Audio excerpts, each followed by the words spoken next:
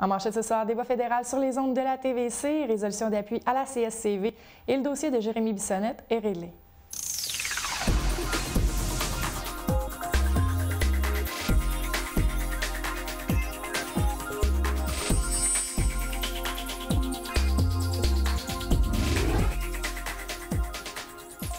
Bonsoir, mon nom est Josiane Hardy. Bienvenue à cette édition d'InfoMac du jeudi 8 octobre.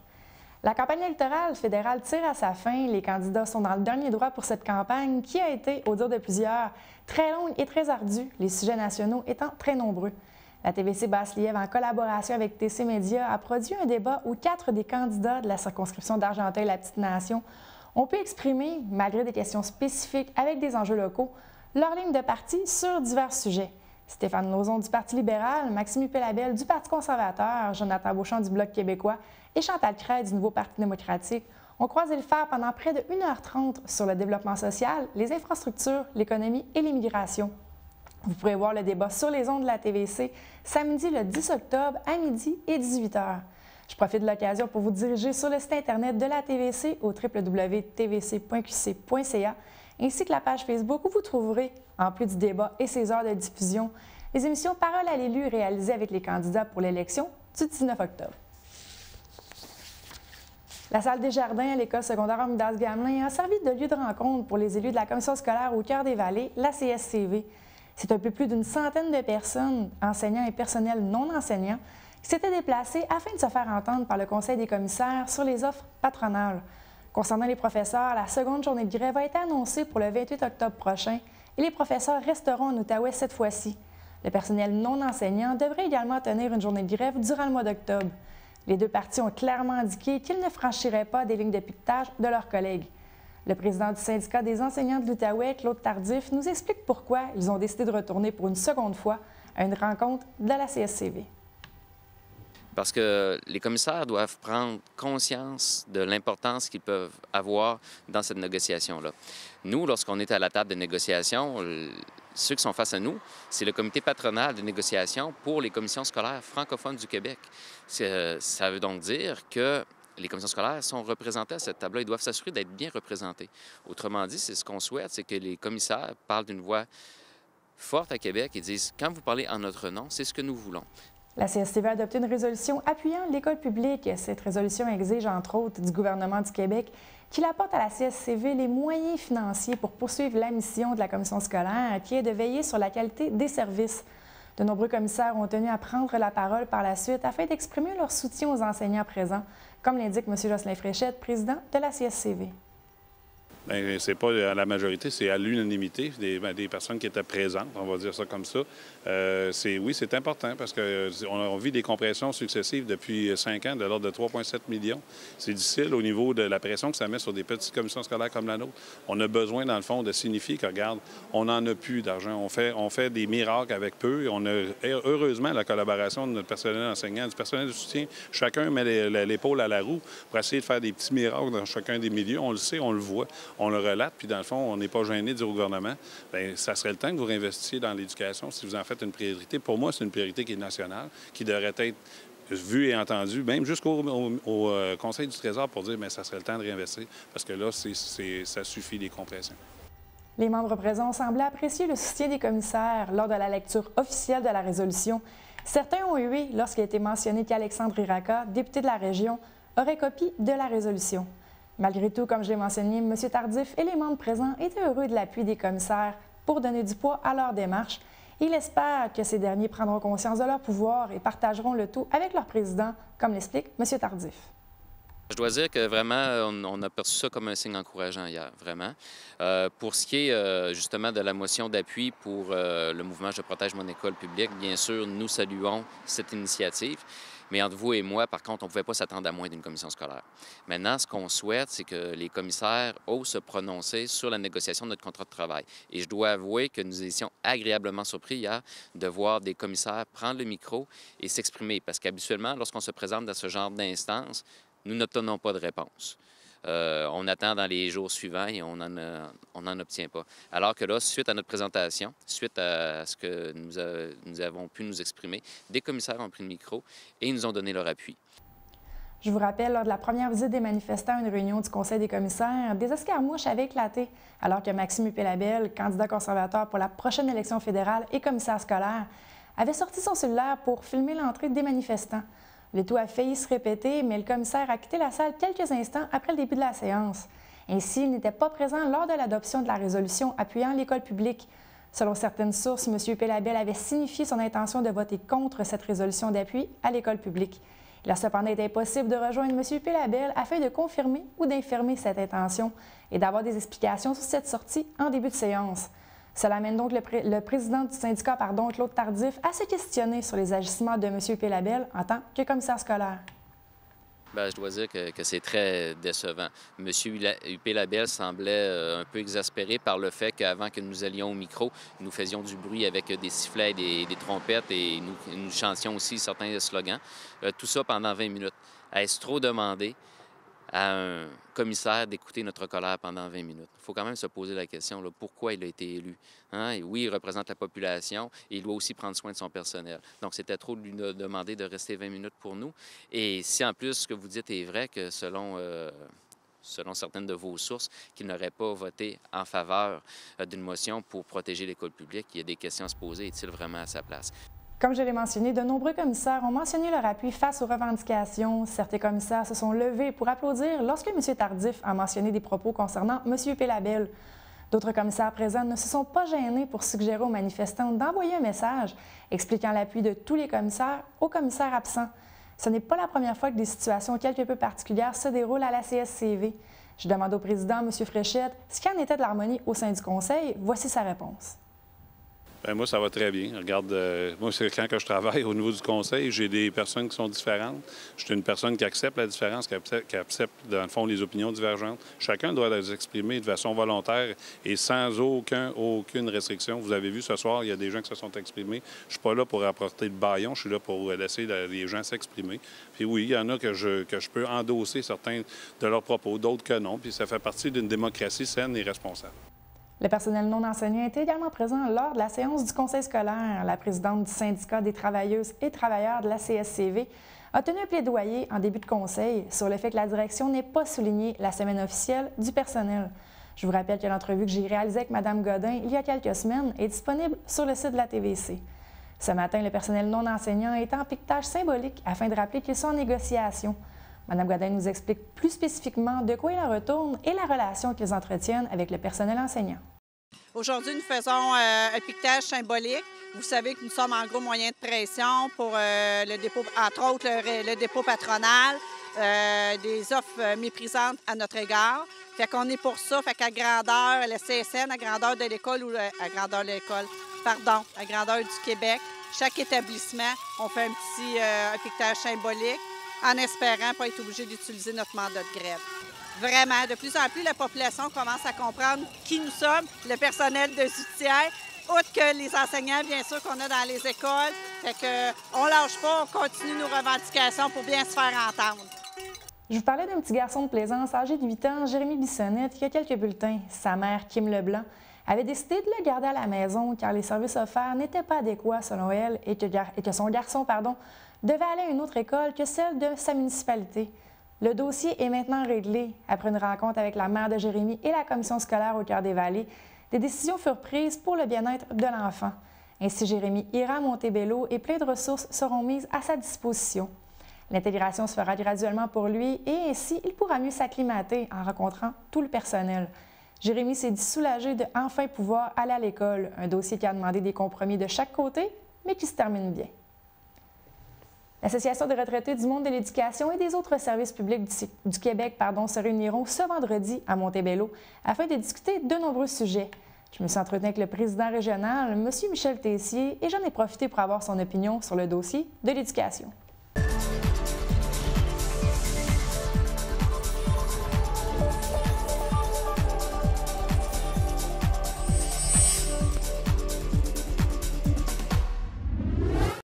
Je suis avec M. Tessier qui est là, je prends ma feuille, qui est président régional de l'Association des retraités de l'éducation et des autres services publics du Québec. Bonsoir. Bonsoir, madame. Et là, vous avez un titre qui est quand même assez long. Qu'est-ce que cette association-là? Alors, l'Association des retraités de l'éducation et des autres services du Québec regroupe toutes les personnes qui arrivent à la retraite qui ont eu un lien d'emploi avec la CSQ, c'est-à-dire qui ont été affiliés à ce syndicat-là. Donc, lorsqu'ils arrivent à la retraite, l'AREC, l'association, accueille tous ces retraités au niveau de la province. Je veux juste souligner que nous sommes 57 000 membres au niveau de la province et dans la région de l'Outaouais, nous sommes 2100 membres environ.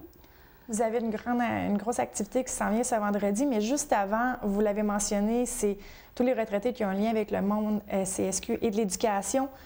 Avec ce qui se passe présentement dans le monde de l'éducation, les grèves, d'ailleurs, la deuxième journée de grève a été annoncée pour le 28 octobre prochain. J'aimerais ça connaître votre position sur le sujet.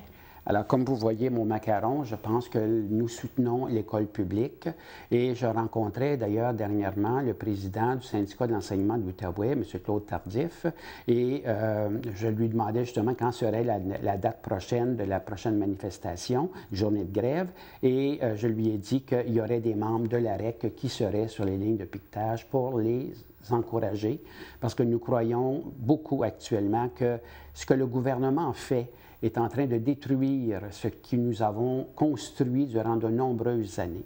Ce qui fait que la priorité n'est plus à l'éducation, comme d'ailleurs c'est plus non plus dans le monde des hôpitaux, mais l'éducation, c'est la base d'une société. Et actuellement, on est en train de la saper. Vous avez évolué dans le monde de l'éducation, si je ne me trompe pas? Oui, j'ai enseigné, moi, à l'élémentaire toute ma vie. Vous avez vu la différence et l'évolution, là. Donc, oui. Si je me fais à ce que vous dites, ça ne se porte pas bien. Actuellement, je pense que les personnes qui sont en poste font tout ce qu'elles peuvent pour soutenir pour le mieux l'enseignement qu'ils ont à donner. Mais le système ne les supporte pas. Et c'est ça qui est dangereux. On va se diriger vers votre activité qui va se tenir ce vendredi, justement, qui est un rassemblement, une rencontre régionale. Parlez-moi un peu de cette rencontre-là. Alors, l'association, à chaque année, fait une rencontre régionale pour donner l'occasion à ses membres de se rencontrer, de fraterniser. Donc, demain, nous serons environ 200 personnes au Château Montebello. Ces personnes viennent de tous les secteurs de l'association de l'Outaouais. Donc, ça comprend des gens qui viennent du Pontiac, de la Haute-Gatineau, qui viennent des secteurs urbains qui sont Hall-Elmeux et des Draveurs, qui viennent de Dulièvre, un secteur que nous avons ici dans le coin de Buckingham. Et nous avons aussi des retraités qui habitent hors Québec. La majorité habite en Ontario, donc nous avons un secteur qui s'appelle le secteur Ottawa. Et demain, c'est la Petite Nation, le secteur de la Petite Nation qui nous accueille et qui va recevoir ces 200 personnes de l'association.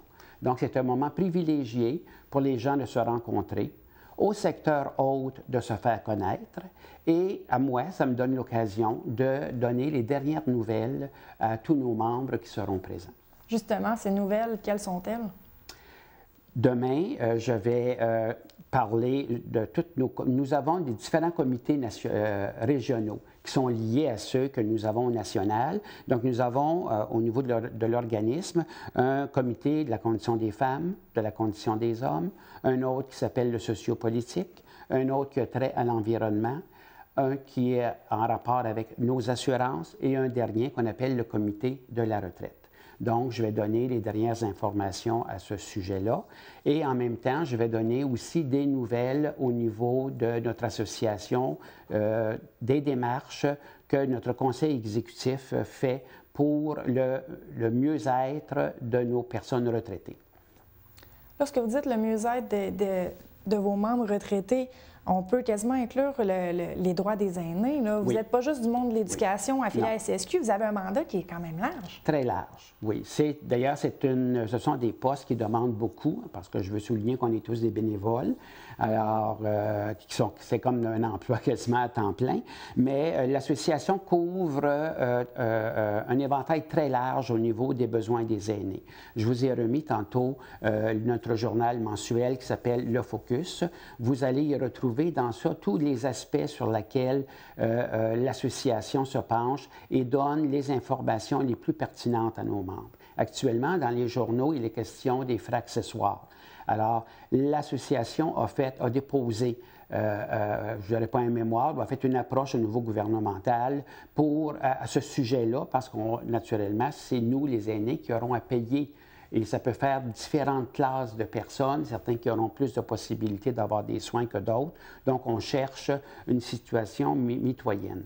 Alors, vraiment, l'association est engagée dans toutes les facettes que peut représenter la vie des aînés, autant sur notre question des revenus, autant au niveau des impôts, au niveau de la santé, au niveau des assurances, au niveau aussi récréatif, parce que je pense que les aînés ont besoin d'avoir des activités qui les regroupent, mais qui permettent aussi qu'ils prennent soin de leur santé physique, morale et psychologique.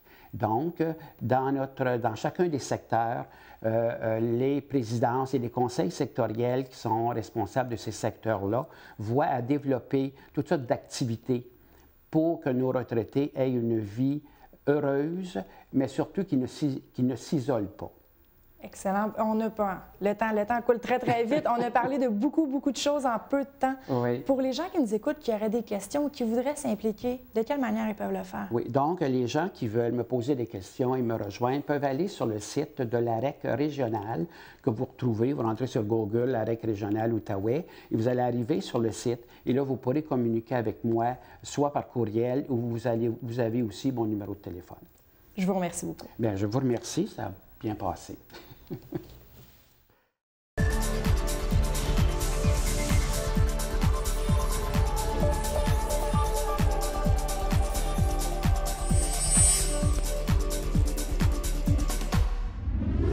C'est l'heure du culturel avec Jessie. Jessie, bonsoir. Bonsoir, Josiane. D'abord, on va commencer avec l'exposition de Julie Hébert. Oui, bien en fait, on le sait, c'est 3 jours de congé qui s'en viennent. C'est le temps de profiter des activités qu'offre le territoire. Et ça commence justement avec une exposition au Café des artistes de la Lièvre de Julie Hébert. Julie Hébert est une artiste autodidacte. C'est un enfant de militaire, donc elle a habité dans plusieurs provinces canadiennes avant de s'installer à Buckingham. Elle habite ici maintenant depuis 1 an et étant passionnée par la cuisine, eh bien, elle est devenue chef cuisinière au Café des artistes de la Lièvre. Donc, chanceuse, elle peut combiner ses 2 passions. Et elle expose une série de toiles acryliques où elle utilise différents matériaux et c'est surtout de l'art naïf qu'elle fait. Et l'exposition est complétée par une série de photographies de Cédric Roger Pietruska, qui est un artiste invité justement par Madame Hébert. L'exposition se poursuit jusqu'au 31 octobre et ça se déroule du mardi au samedi de 11h à 21h. Excellent. Et là, on ne fait pas juste voir des expositions. Au Café des artistes, on peut manger également. Oui, on peut manger. Activité plutôt originale, Josiane. La Société d'histoire de Buckingham propose une conférence dégustation inspirée des camps forestiers de McLaren 1906. Parce qu'à l'époque, la façon de recruter les meilleurs employés, eh bien, c'était par l'estomac. Donc, les gens auront la chance de déguster les produits inspirés d'un livre de recettes de l'époque. Et le président de la Société d'histoire, Michel Riberdy, sera sur place pour expliquer justement les différents menus, les différents plats qu'on retrouve et aussi comment ça se déroulait là, à l'époque des camps forestiers. Et ça se déroule le samedi 10 octobre au coût de 35 $ par personne. Ça commence à 18 h. Et pour réserver, il faut téléphoner au 819-281-1987. Donc, une activité quand même assez originale. Et là, l'Halloween s'en vient, on va parler de plus en plus de citrouilles et de balles. Oui, bien en fait, c'est traditionnel. À Ripon, ça se déroule depuis plusieurs années déjà. C'est le bal des citrouilles. Ça se déroule toute la fin de semaine. C'est la fête de la récolte. Et ça commence le vendredi 9 octobre avec un 5 à 7 à saveur folklorique. Et les gens sont invités à amener leur instrument pour un jam de musique traditionnelle qui va se dérouler, n'importe qui peut y participer. Et en fait, les gens sont invités aussi à se costumer. Et les personnes déguisées en costume d'époque ou portant une chemise à carreaux, bien, ils vont payer leur bière seulement 4 $. On veut vraiment inciter la participation de cette façon. Et ensuite, le spectacle, après le 5 à 7, donc à 19h30, le spectacle Art et chansons de nos familles sera présenté. C'est une initiative de Martin Sabourin, qui est un Riponais, qui voulait faire vraiment un événement festif, familial, mais où tous les villageois sont réunis. Donc, il sera sur scène avec ses propres oncles et tantes pour présenter des chansons, des classiques québécois et de la musique traditionnelle.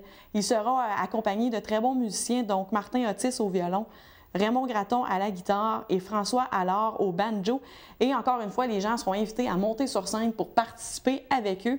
Et ça, ce sera le coup d'envoi du bal des citrouilles qui se déroule tout le reste de la fin de semaine avec plusieurs activités à l'horaire, dont des producteurs agroalimentaires.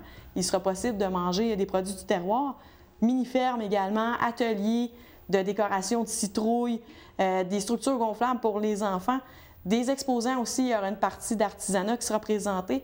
Et pour avoir des informations, c'est possible de visiter le www.ville.ripon.qc.ca. Excellent, une belle activité. Et là, si Dame Nature n'est pas de notre côté en fin de semaine, tu as des solutions pour nous? Bien oui, parce que des fois, ça arrive, hein, il pleut, surtout à l'automne, et ça donne que plusieurs bons films à l'affiche ces temps-ci, dont Guy Bard s'en va en guerre, qui est un film de Philippe Falardeau, qui met en vedette Patrick Huard, qui pour une fois joue un politicien. Ça va faire changement d'un chauffeur de taxi. Et Suzanne Clément fait aussi partie de la programmation. On a le film Le Mirage de Louis Morissette qui est également toujours à l'affiche. On le sait, les gens qui l'ont vu, moi, m'ont dit qu'il y avait eu des bonnes discussions après de couple parce qu'il met en relief un peu ce qui peut se tramer dans une société de surconsommation et où ce que le travail, conciliation famille-travail, pas toujours évident.